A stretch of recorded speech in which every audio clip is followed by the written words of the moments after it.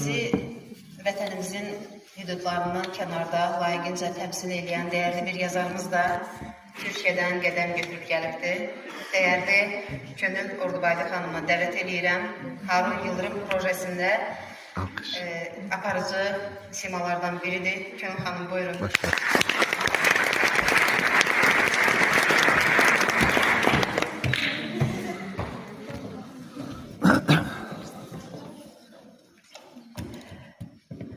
O kadar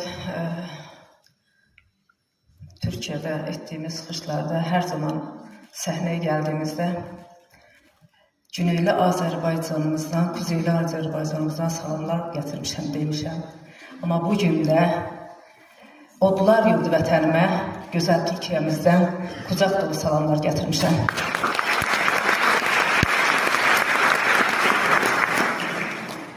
Önümde əyləşən şəhid anaları, başınız her zaman dik tutun.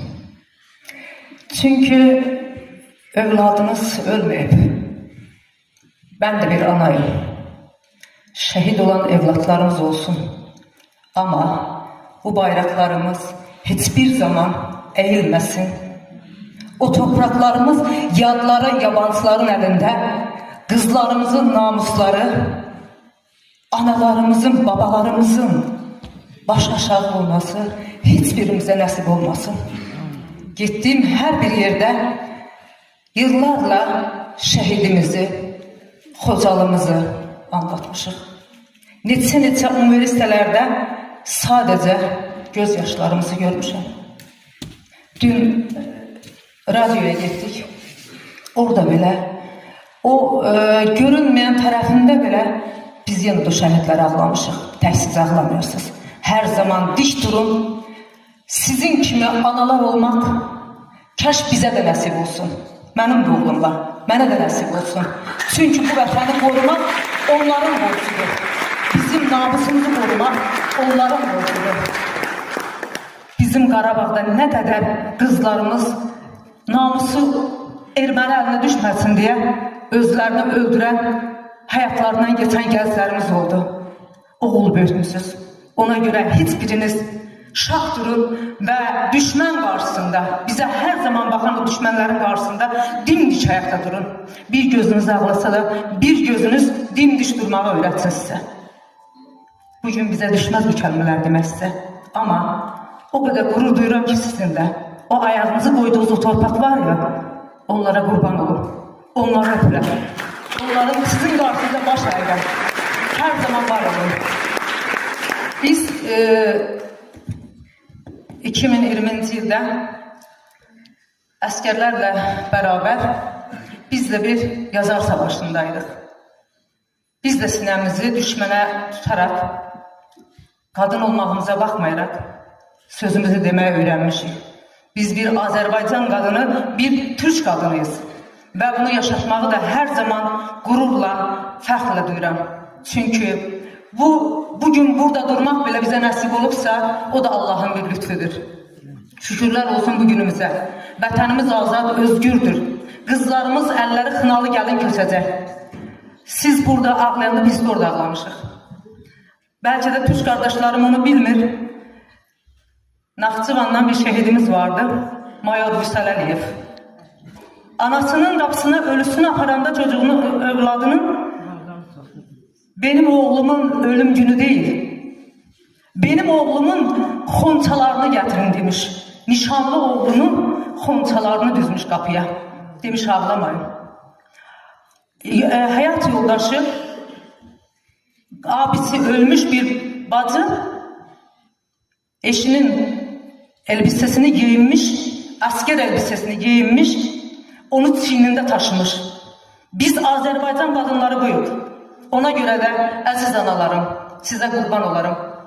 Ne yaxşı varsınız. Sizin o evlatlarınız bugün bizim böyle diş durmağımıza sahiptir. Ona göre de orada ölmüyor.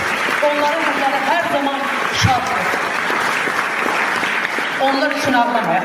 Onlar için her zaman gururla. O benim oğlumdur diye vətənin her bir torpağını gösterebilirsen. Çünkü onlar məzarda yok, o topraklardadırlar. Çünkü o toprakları onlar kurtarır.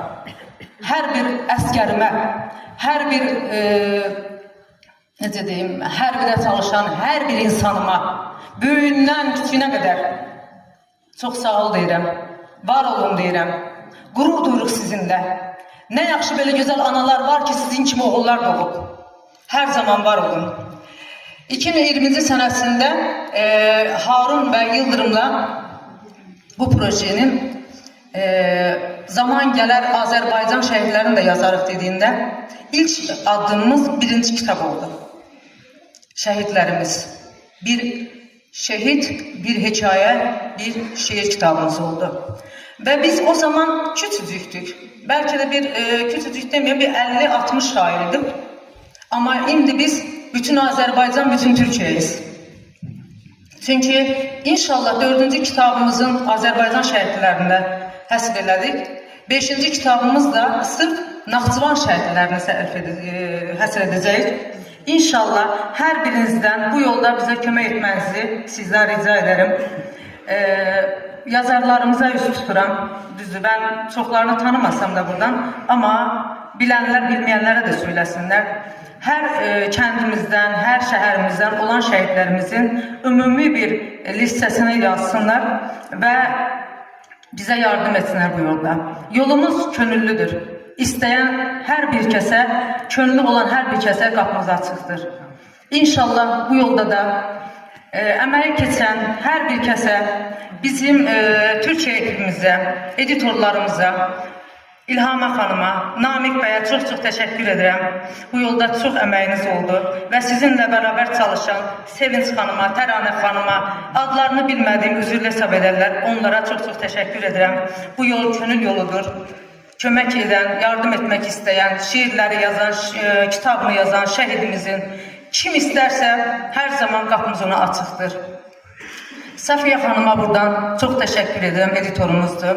Faruk Ambarcıoğlu'na, Talib Qaziyə və bu kitabın atası deyirik, babası deyirik. Çox-çox təşəkkür edirik.